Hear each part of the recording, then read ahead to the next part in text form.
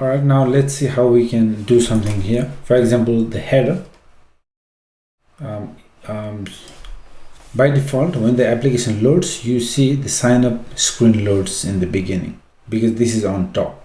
Now if you want to change that, you can do that here. So stack navigator, initial route name, so you can give the route name whichever you want to load by default. And let's try sign in. Now if we do that, let's reload the app.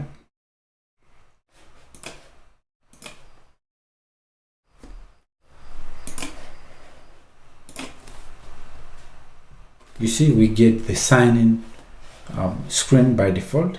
The initial route is sign in. Now another option, if you don't want to show the header on certain screens, for example on sign up and sign in, it doesn't really look good, so you can hide that. So if you want to do that, you can do screen options, header shown, you give the value of false. Header shown false. Okay, let's reload.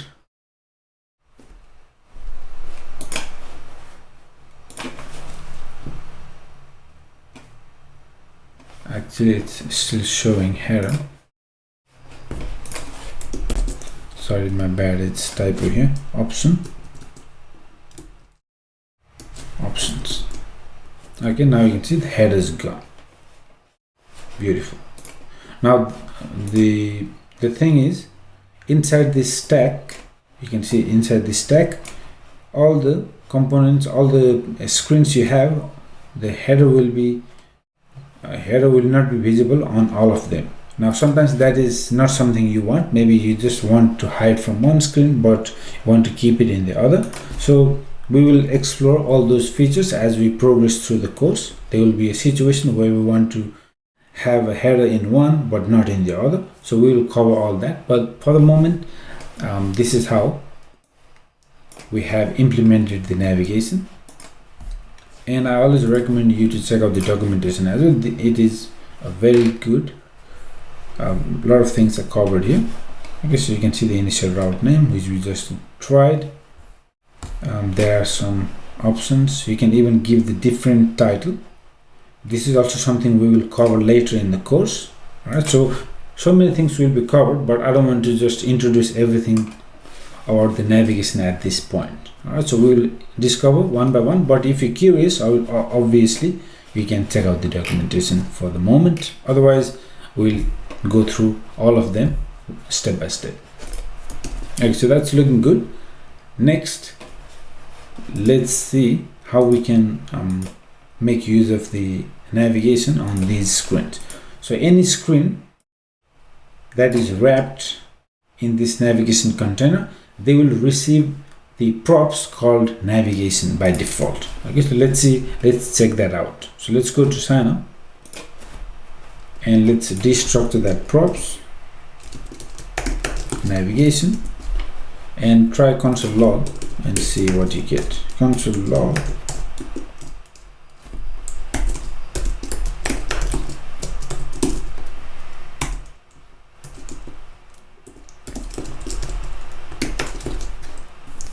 something happened here.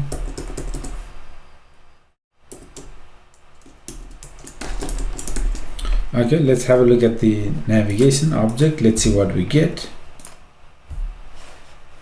That is in the sign up, right? So that is in the sign up. Sign up. How do we go? Again, we have to change this to sign up. Reload. Okay, so we got the sign up. When you go to the sign up, we get that console log, and you can see here, this is the navigation object. We have access as props on any of these screens that are wrapped inside navigation container. So you can see here, it gives us a lot of these functions. For example, push, you can push to use navigation.push to push the user to a different screens. You can use navigate as well. You can use go back to go to the previous screen. You can use set params as well. Okay, so a lot of these will be trying throughout the course. So let's first use one of the option so that we can navigate the user to different screen when they click here. So let's start from sign up. So let me comment that out. So navigation dot navigate, you can see that option here. You can use push as well, or you can use navigate as well. Where is that? It's here. So let me come all the way down on this text already joined. So here I want to use on press arrow function, navigation dot navigate to sign in screen, right? Sign in screen. So if you give click, now you go to the sign in screen. Now let's go to the sign in screen and also do something similar on this text. So let's go to sign in. Again, we can destructure the props, navigation all the way down. Let's find that text, sign up, on press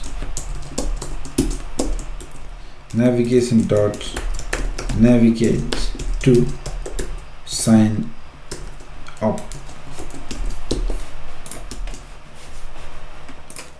All right, now we can navigate between screens. So we are on the sign up page. People can go to sign in from here, and when they are in the sign in page, they can go back to sign up. Okay, now I notice one thing, the button says the same. So let me just change for the sign in. I want to change that button name, change this to sign in. Perfect. Now one last thing, this image we should have PNG image because it's JPEG and it has this white background which doesn't really match here. So if you have your own PNG image, obviously you can use.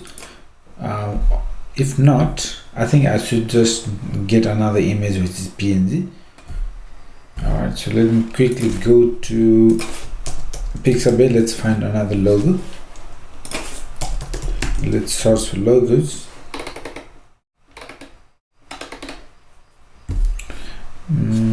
Maybe we can use this one, circle. Yeah, it looks nice. Free download. Before I download, let me go here. I want to keep using the name logo. So the one I have, let me change that to logo 1. Okay. And this new one I will save as logo, so we don't have to make any change in our code.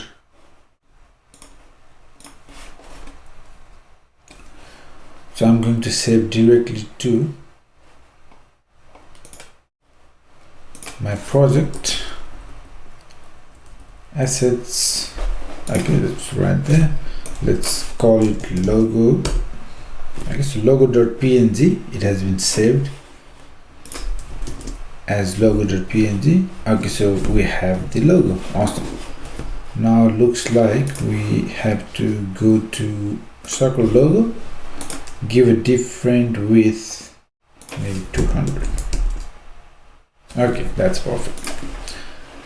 All right, we have the PNG logo. It looks good. Okay, so sign in, sign up. Beautiful. And by default we are loading the sign up page. Let's leave it as sign in. So most of the time users will be landing on the sign in page. So if they are new, they will go to sign up, otherwise by default it will be a sign in page.